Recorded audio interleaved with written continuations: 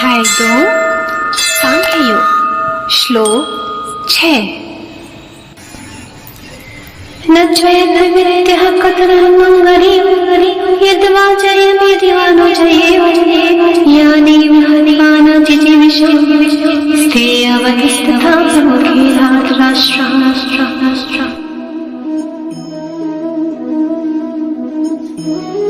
हे भगवान, मेरे मन में जो जो बातें थी वे सब के सब मैंने स्पष्ट रूप से आपसे कह दी है। अब यदि वास्तविक तत्व इससे कुछ पृथक हो तो उसे आप ही जाने। यहाँ युद्ध के निमित्त हमारे समक्ष वे ही लोग उपस्थित हैं जिनके विषय में हमें यदि कहीं से भी यह भनक लग जाए कि इनके साथ हमारी शत्रुता है तो हमें सचमुच में तत्क्षण प्राण छोड़ देना चाहिए। ऐसी दशा में यह बात मेरी समझ में नहीं आती कि अब ऐसे लोगों का वध करना उचित है अथवा इनसे युद्ध ना करना। श्लोक 7। कर्पण्य दोषोपहतस्व पृच्छामि त्वां यज्ञसमोचेतः यच्छ्रेयः स्यान्निश्चितं प्रभुतन्मे शिष्यस्तेऽहं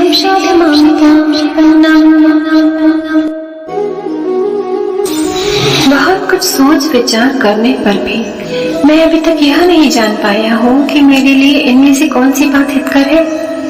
इसका प्रमुख कारण यह है कि मोह ने मेरे चित्त को व्याकुल कर दिया है।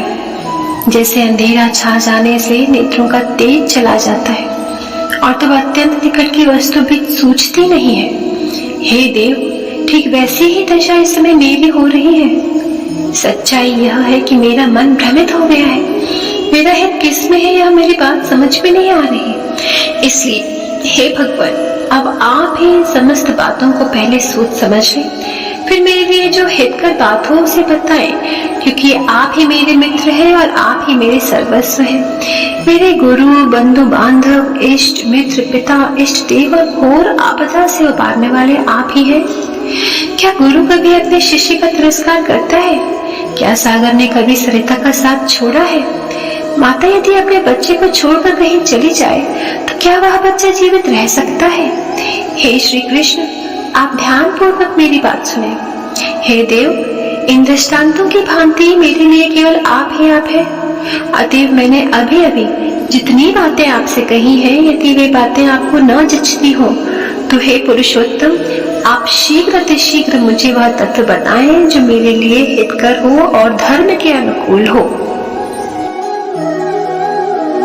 श्लोक 8।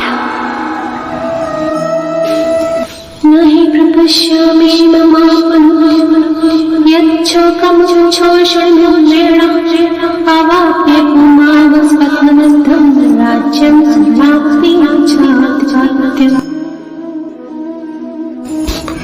अपने वंशजों को यहाँ देखकर मेरे मन में जो शोक उत्पन्न हुआ है उसे भला आपके उपदेशों के अलावा दूसरा कौन दूर कर सकता है।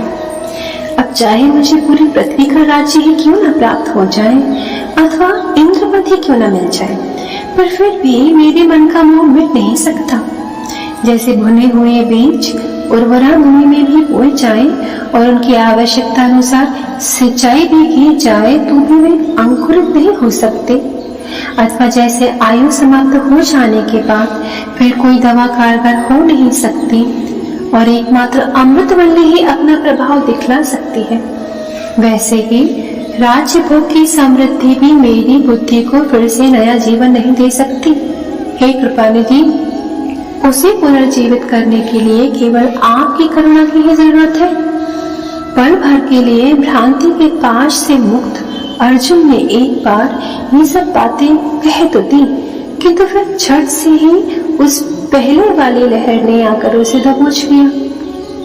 परंतु थोड़ा सोचने समझने पर तो मुझे ऐसा प्रतीत होता है कि यह केवल भ्रांति की लहर ही नहीं थी, अपितु उससे भिन्न कुछ और ही चीज थी।